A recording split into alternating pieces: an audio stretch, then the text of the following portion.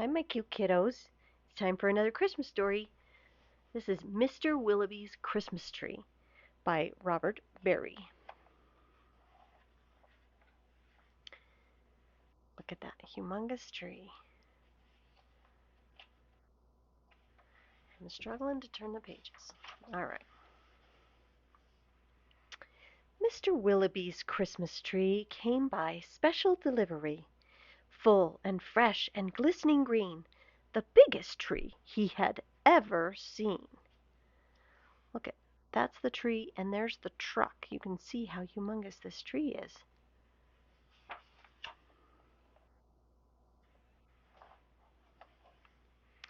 He dashed downstairs to open the door. This was the moment he'd waited for. "A magnificent tree! Splendid!" he cried. "Please, sir, won't you carry it right inside? I think it might look best this year right in the parlor corner, here." Over there, right?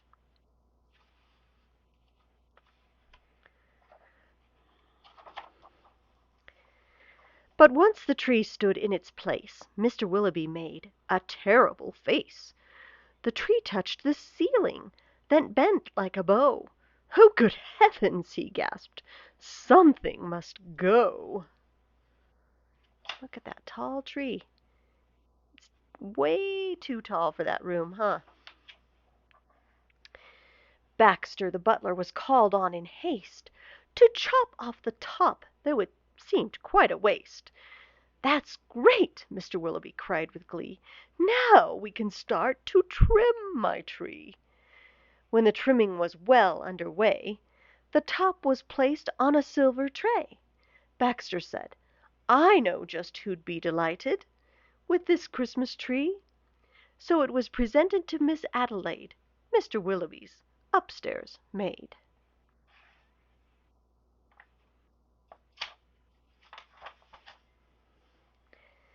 "Won't this tree be a pretty sight when I've trimmed it later tonight? But the top, oh dear, I'm so afraid, will have to be cut," sighed Miss Adelaide. And so with scissors, sharp and long, she snipped off the top, while she hummed a song. The top was set out the very next day in back of the house to be thrown away. Look, just put it in the trash can. That little treetop caught the eye of Tim, the gardener, passing by.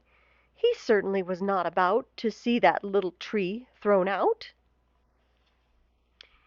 See it right there in the trash can? He hurried it right home straight away to see what Mrs. Tim would say. Fa la la! Surprise! Surprise! His wife could not believe her eyes. "But our house," she said, "is so snug and small, I do not believe we need it all." And before Tim had a chance to shout, she cut off the top and threw it out. Oh my goodness, there's that little tiny part of the tree that she's cutting off and throwing away. Barnaby Bear was padding by. It almost hit him in the eye. "Now, who would throw a tree away so very close to Christmas Day? I'll take it home, that's what I'll do. Look, Mamma Bear, I've a present for you." He's taking it home to his den.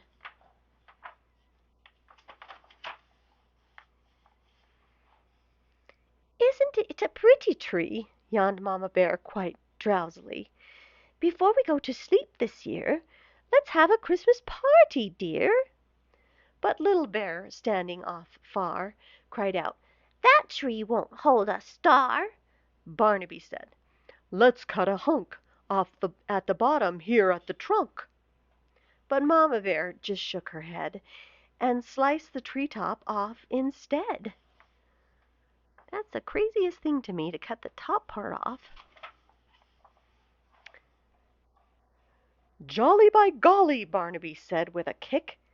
"Mamma, that surely is just the right trick.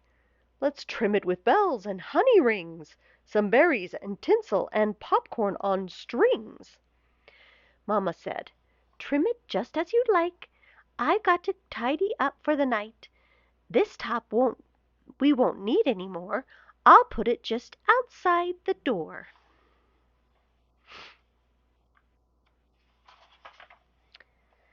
Later on that frosty night, Frisky Fox came into sight. He spied the tree top, rubbed his chin, opened his sack, and stuffed the top in. There's more of that tree. He scampered home and jumped his gate. This Christmas present couldn't wait. "It's even better than mincemeat pie," said Mrs. Fox with a happy sigh. Then the foxes saw that their Christmas prize was just a wee bit oversized. "There, my dear, now don't you worry. I'll fix this top now in a hurry." And she cut some of the top off. Benjamin Rabbit found it then, just outside the fox's den. "It seems," he thought, "most certainly, Santa left that for my family." "Look!" he cried. "See that tree I found?" With that he called his family round. Then there was a merry-making, rollicking, frolicking, carrot-shaking celebration around the tree. All were happy as rabbits can be. Benjamin Rabbit with his own hand sliced a carrot and made a stand. "Now let's see how this will look in our little chimney nook."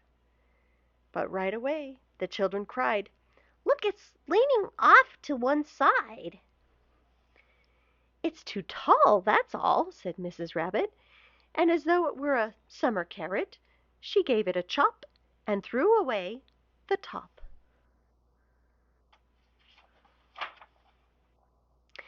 Then Mistletoe Mouse just happened to see that tiny tip of a Christmas tree.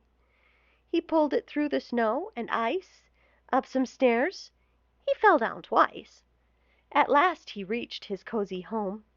"It's just the right size," said Mrs. Mouse. Then at the top, if you please, they put a star made out of cheese. That's a little teeny tiny Christmas tree, huh?